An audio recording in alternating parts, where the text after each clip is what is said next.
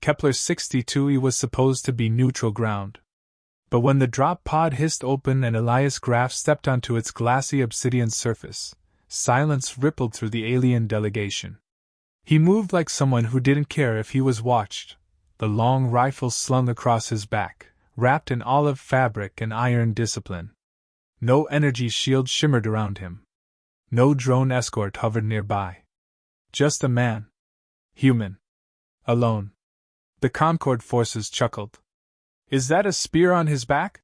one whispered, its voice a wet clicking of mandibles. A second laughed through its breathing vents. "No, primitive projectile. Chemical combustion. Unshielded kinetics." "How quaint." Elias said nothing. He just lit a cigarette with a scratched brass lighter, flicked the smoke sideways, and stared across the landing field. The field commander, a 7-foot crustacean named Trexon, from the Panoptic caste, approached with the lazy superiority of a being who never lost a war. "You are Earth's champion?"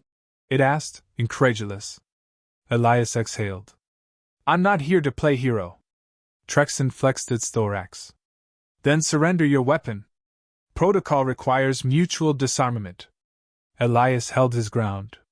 "Protocol also said this moon was unclaimed space. Funny how that changed once Earth joined the accord." "You mean when Earth begged for entry?" Trexon sneered. The corner of Elias's mouth twitched, not a smile.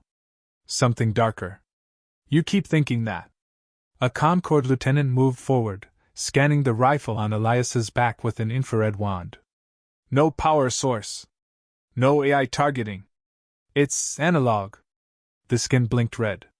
"No match in database." Trexon scoffed. "You bring toys to a galactic standoff?" Elias turned slowly. "You're looking at the only toy that ended 3 proxy wars without needing to reload." That made the alien pause. Stillness spread like a chill across the group. The snipers up on the hill hadn't moved. The drones above hadn't flinched. Only the wind, dry and hollow, scraped over the cracked surface of Kepler's dust. Then the diplomat spoke. "Humanity must understand," said Salen Kor, voice oily and smooth. "That aggression will not earn them standing among civilized species. Cooperation will." Elias's gaze flicked to her, a Concord envoy with scaled skin and diplomatic immunity. He'd seen her kind before. Always there after the killing, never before. "You mean submission," he muttered. Salen smiled. "I mean survival." Elias removed his rifle slowly, unwrapping the camo sheath.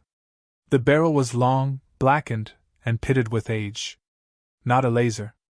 No plasma. Just forged steel and quiet terror. "This weapon," he said, "has a name." "Whisper." The aliens blinked, confused. "Because when it speaks," he continued, chambering around with a soft clack, "no one hears it coming." Trexon's mandibles twitched. "Your theatrics are noted, human. But this demonstration ends here." He raised a clawed hand to signal a security drone. And then the crater bloomed. It appeared 30 meters away, a perfect, smoking circle where the rear guard had stood. No explosion. No light flash. Just absence. 1 second they were laughing. The next they were gone. Screams followed, disorganized, untrained. Half of them fired wildly into the hills. The other half retreated behind force fields that meant nothing to bullets already inside the perimeter. Trexon spun. "What is this? A trap?" Elias didn't answer. He was already moving, low, measured steps across the glass field. Toward the crater. "Where is your backup?" Salen demanded. Elias crouched beside a shattered helmet. "Don't need it," Trexon growled. "One man can't do this." He looked up, eyes flat. "I didn't say I was alone." Above them, perched in the black cliffs, came a faint click. Another bullet. Another silence. A second Concord detachment fell. No alarms, no plasma burns. Just bodies crumpled in mid-motion, confusion frozen on their faces. Panic now. Real. Earned. The aliens scrambled. Trexon activated a localized energy flare, hoping to blind the trajectory sensors. But nothing came. No counterfire. Just stillness. And Elias, standing now, brushed dust from his coat.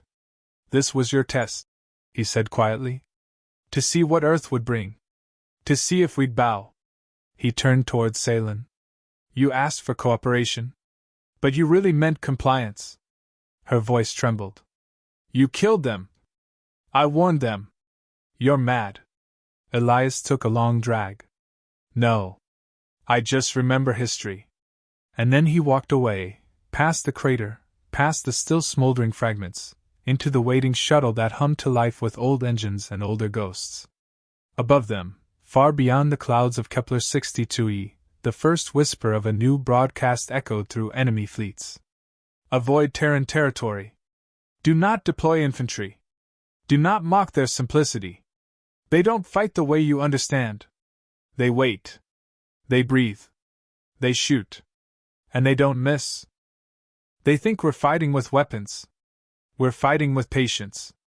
Elias Graff, classified debrief transcript. The Concorde called it a regrettable incident. Their official report stated that interference from an unshielded quantum anomaly had caused confusion during the Kepler 62e drill, resulting in unintended losses. No mention of Elias. No mention of Whisper. No mention of 29 Concorde elite dead before they could blink. But the bounty board spoke louder than official memos. "Ghost of Kepler crater, 500,000 units, live capture preferred." Elias watched the notice flash across a battered data pad, his thumb smudging the cracked corner as he scrolled. The bounty hadn't surprised him. The size had. 500,000 credits meant someone was scared, not embarrassed, not insulted, but scared. He closed the pad and looked out across the canyon. Dust swirled in lazy eddies between jagged rocks. Shadows moved where nothing living should be. The moon of Relith Prime was beautiful, in the same way a rifle barrel gleamed before the trigger pulled.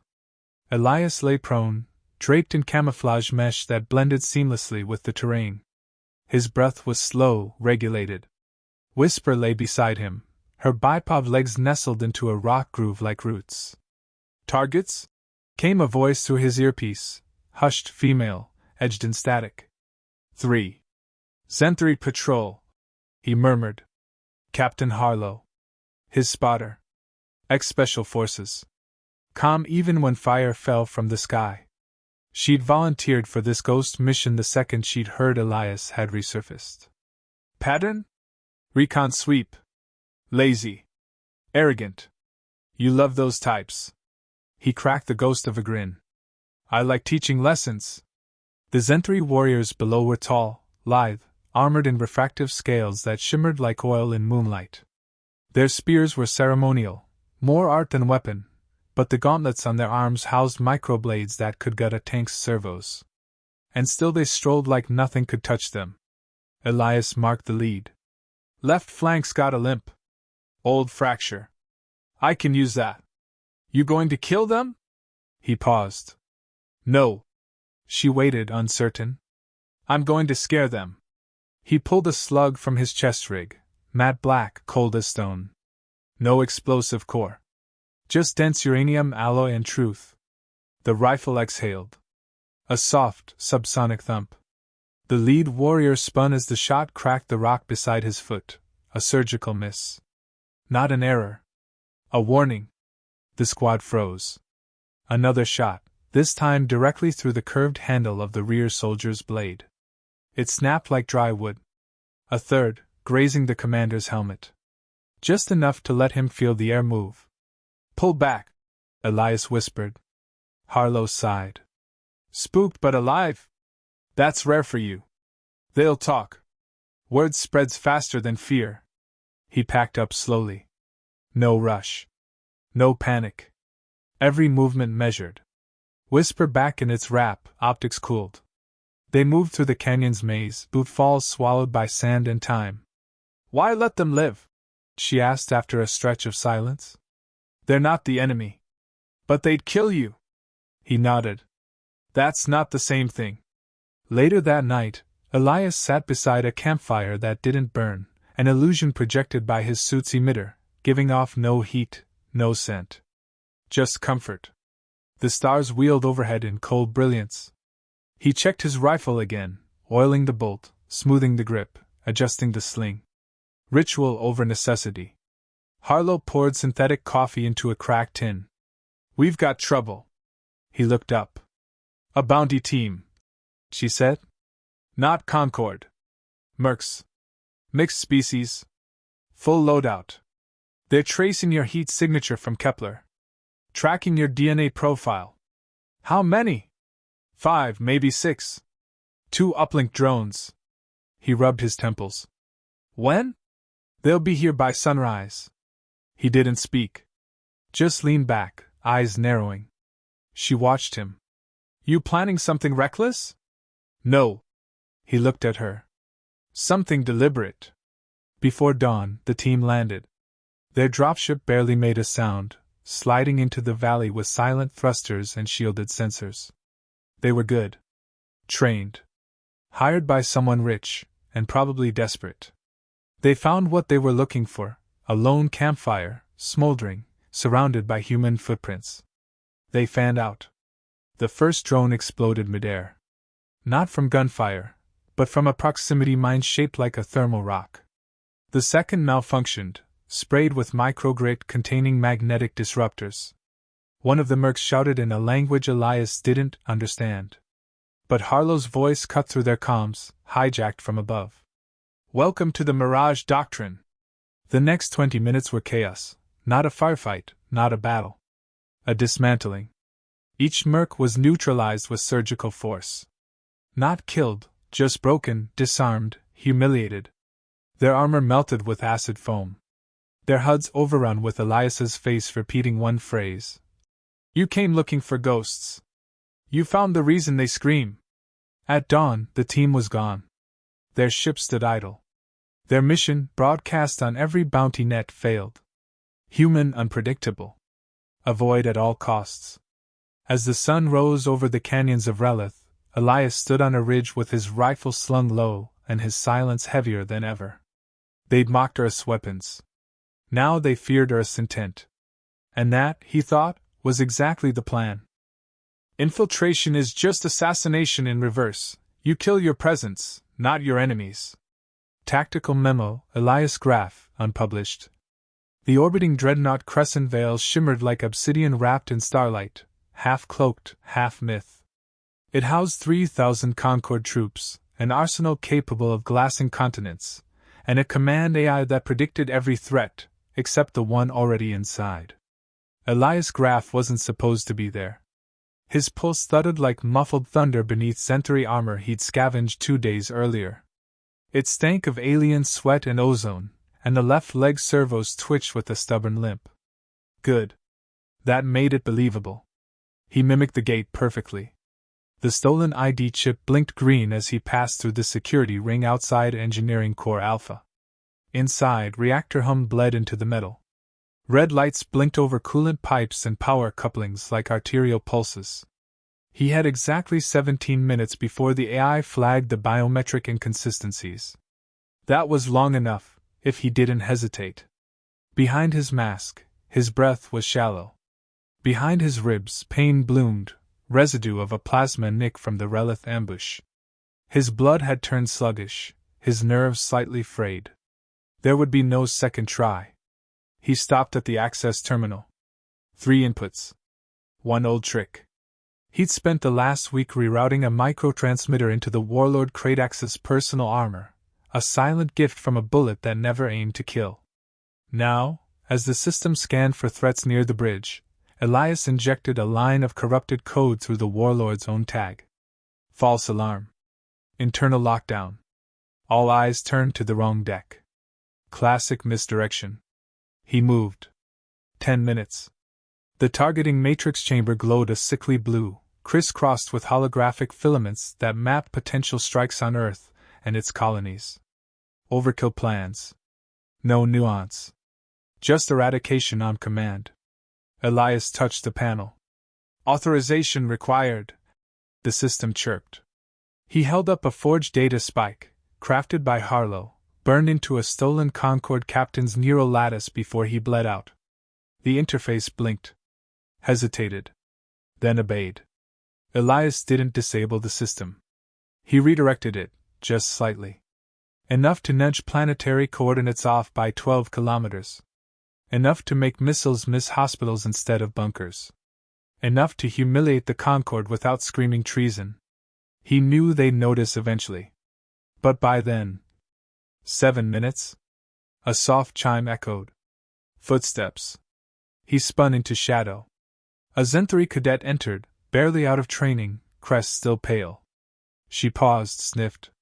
Looked around. Too perceptive for her age. Elias held still. He could feel her heartbeat in the silence, hear the flick of her talon against the hilt. She turned. He stepped forward, gun drawn, but didn't fire. Her eyes widened. Recognition. Not of him, but of the choice he was making. Go, he said through the voice scrambler. She froze. Now. Still frozen. I let you live once, he whispered, lowering the rifle. Don't make me change that. She ran. 3 minutes. He limped toward the docking ring. His vision blurred. The toxin was spreading. His hands trembled. Harlow's voice crackled over his stolen comm unit. You're late. I'm beautiful, he rasped. Can you walk? Define walk. Can you crawl fast enough to not die? Working on it.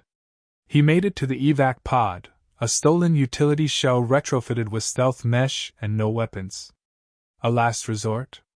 He sealed the hatch, slumped into the seat, and exhaled as stars flickered through the viewport. He activated the launch. Nothing happened. The screen blinked red.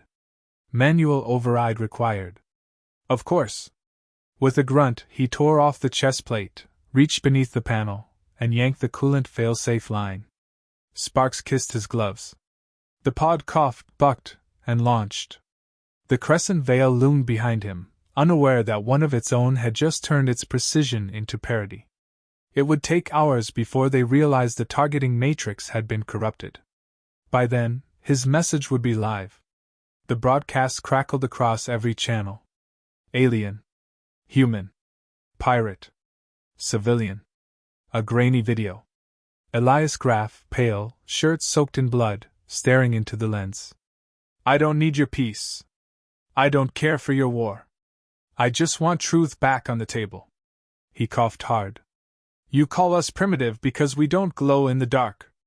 Because our weapons go bang instead of buzz. But we don't miss. And we don't forget. The feed zoomed in. You burned cities and called it containment. You erased colonies and called it balance. We washed. We learned. He looked down at Whisper, resting in his lap like an old friend. I'm not the only one. Then the screen cut to black. Somewhere aboard the Crescent Veil, the Zenthari cadet watched from a stolen terminal. Her eyes narrowed. Her breath caught. And in that moment, she understood. The sniper didn't just kill with bullets.